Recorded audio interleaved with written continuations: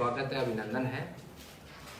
और आप सब लोग, मुझे लगता है कि मुझसे भी पूर्व से इस अलौकिक समागम से जुड़े हुए हैं, इस मेले से जुड़े हुए हैं, इस परंपरा से जुड़े हुए हैं।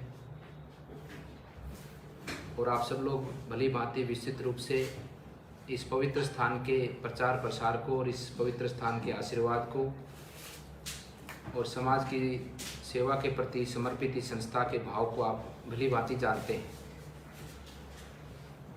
हर वर्ष की भांति सिद्ध शिरोमणि बाबा मत्स्यनाथ जी का स्मृति दिवस के रूप में ये मेला यहाँ पर लगभग 350 वर्षों से आयोजित किया जा रहा है। इस मेले में पूरे भारतवर्ष से और अपितु भारत के बाहर के श्रद्धालुगण यहाँ पर बड़ी संख्या में और विशेषकर हमारे नाथ संप्रदाय के साधु संत योगेश्वर यहाँ पर पहुँचते हैं। और इस मेले की महत्वता कई रूपों में है। अनेकों प्रकार की आस्थाएं लोगों के मन में इस स्थान के लिए हैं। अपने जीवन की उन्नति के भाव से हो या अपने परिवार की सुख समृद्धि के भाव से हो, उसके साथ साथ में साधु संतों का जो आराधना और जो साधना रहती है उसके अंदर भाव रहता है पूरी प्रकृति के कल्याण की भावना का, कि पूरी प्रकृति का कल्याण हो, पूरी प्रकृति में एक सामाजिक सरोकार हो, सब एक परमात्मा की संतान अपने आप को मानकर सब एक भाव से इस व्यवस्था को, इस मानवता के कर्तव्य को पालन करते हुए पूरी प्रकृति का उत्थान के मार्ग में मानवता लगे, इस भाव से हमारे साधु संत अपनी तप साधना को आगे बढ़ाते हैं। विशेषकर इस स्थान से समाज के प्रति अपने कर्तव्य भाव को भी, दायित्व के भाव को भी ये संस्था निरंतर आगे बढ़ाती रही है। साथ ही साथ आस्था के भाव के माध्यम से भी लोगों के विश्वास को, लोगों की मनोकामनाओं की पूर्ति के लिए इन महान सिद्ध पुरुष योगेश्वरों ने अपनी तप साधना के फल को जनता के लिए समर्पित, लोगों के लिए समर्पित किया है। इस स्थान से समाज की सेवा के अंदर, समाज के उत्थान के अंदर और साथ ही साथ अपनी तप साधना के फल के साथ में भी, उसकी शुभकामना के आशीर्वाद के साथ में भी लोगों को प्राप्त होता रहा है।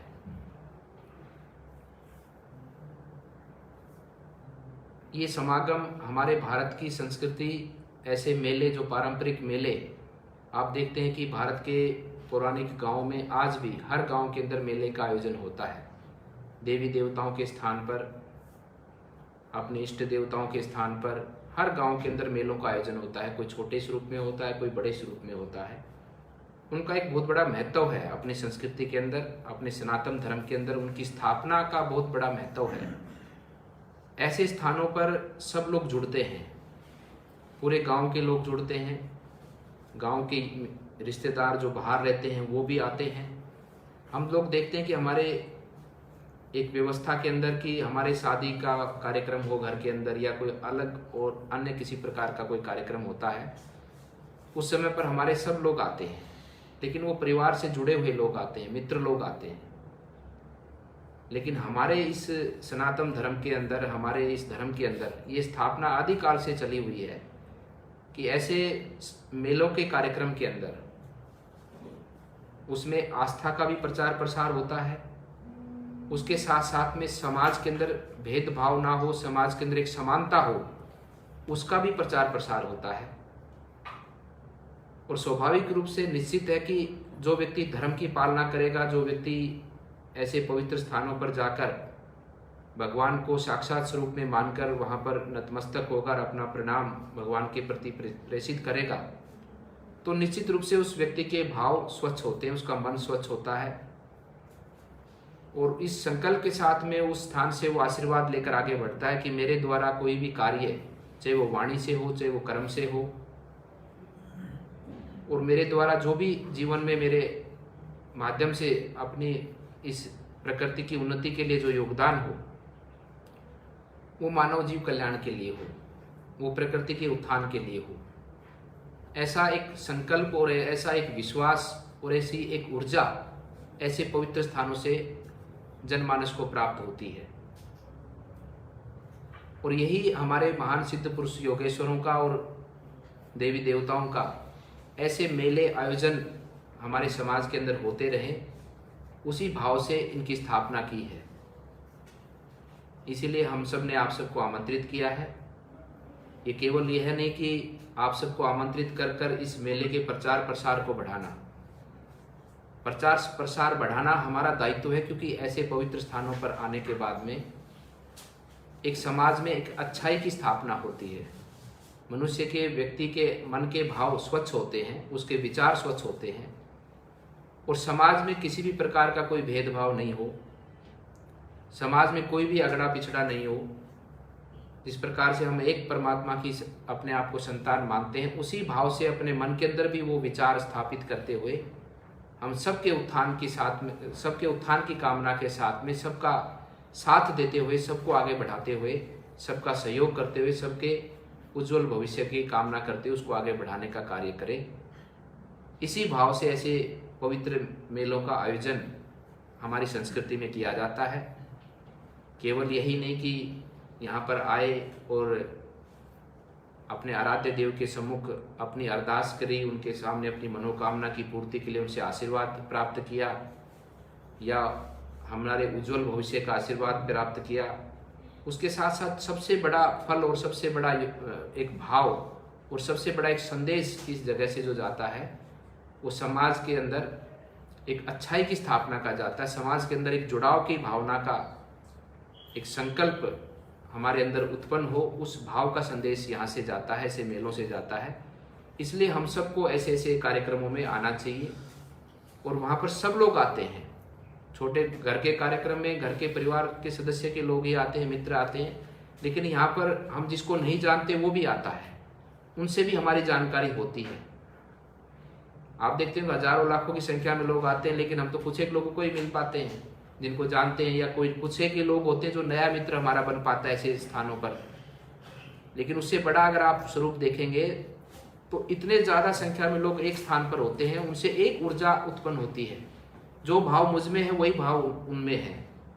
वो प्रत्यक्ष अप्रत्यक्ष रूप में एक ऊर्जा के रूप में, एक संकल्प के रूप में हमारा आगे बढ़ता है और हमारे भाव को जन जन के कल्याण के लिए आगे बढ़ाने के लिए वो काम करता है। इस भाव से ऐसे स्थानों पर हम सबको ऐसे पवित्र आयोजनों का खूब प्रचार प्रसार भी आगे बढ़ाना चाहिए, सबको आमंत्रित भी करना चाहिए और सब लोग एक स्थान पर आकर ऐसे इस स्थान के आशीर्वाद के साथ में हम मानव जीव अपितु प्रकृति के कल्याण के भाव को आगे बढ़ाएं। आप सब जानते हैं कि समाज में, हमारे देश के अंदर मुख्य रूप से राजनीतिक है, हमारी जुडिशरी है, हमारे आप सब पत्रकार बंधु हैं, हमारी व्यवस्था है। इन सब का चार स्तंभ का हमारे देश के अंदर बहुत बड़ा योगदान है देश को आगे बढ़ाने में। उसी प्रकार से एक हमारे जो देश के अंदर एक धार्मिक परंपरा है, एक सामाजिक परंपरा है,